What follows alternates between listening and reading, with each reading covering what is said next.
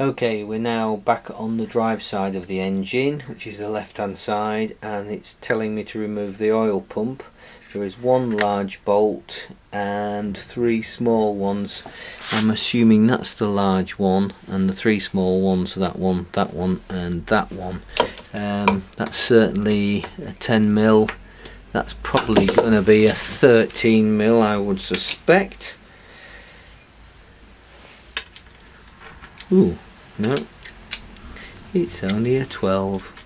Well, there you go. Okay, so I'm going to whip them off and see what happens. It should just withdraw out that pump.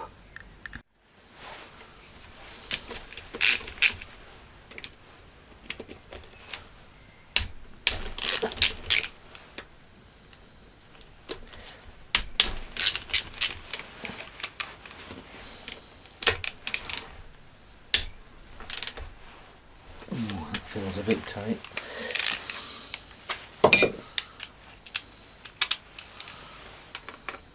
Flange bolts, doesn't appear to be any washers on them.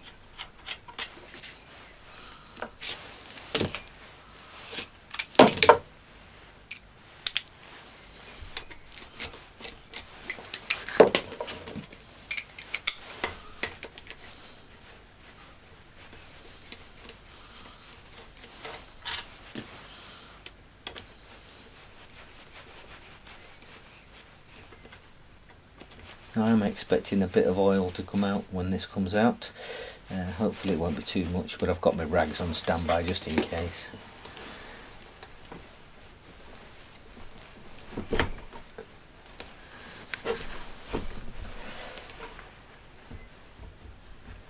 Oh, that's it! Oh, there you go. There's the oil pump. All looks pretty good. And I think the next stage will be to take out the crank. But I'll check the parameters of this oil pump according to the manual, and everything should be okay with that. But to be honest, this engine looks to be in great condition. Everything just looks wonderful. So I'll just leave it at that for now. Ooh. Right, there's something to note. There's a little dowel here with a rubber seal on it. Missing that out and everything could get a little bit leaky. So I'm going to pop that back in there with that one. There's an oil seal there and an oil seal there. The big one round, one this side and one this side.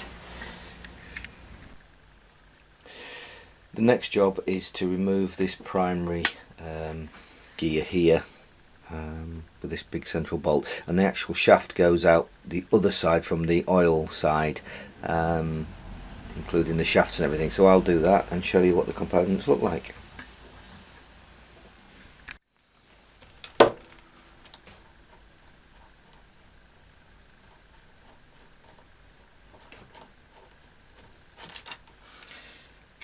Big long flanged bolt and a dishwasher, and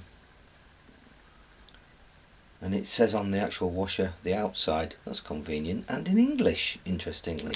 Well, it's the UK market. Okay, so that's those two components that come off like that, and then that should, yep, that goes out the other way. So I'll just move them out the way.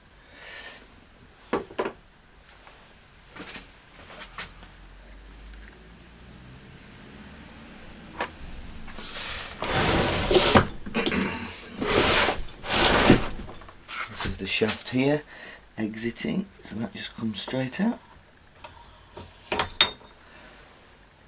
that's it. So that goes back that way.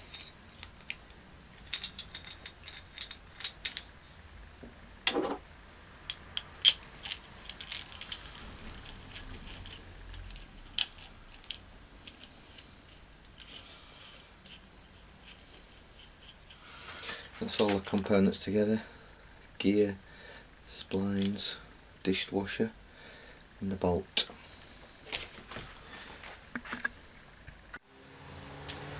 The next step is to remove this bearing.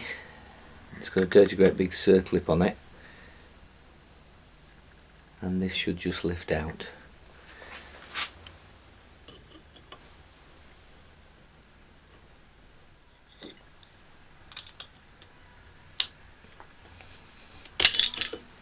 There we go. I have this screwdriver that I've adapted over the years, bent the end over under heat. It just acts as a nice little puller. So that's the circlip out. It was quite tough to get that out, as you probably saw.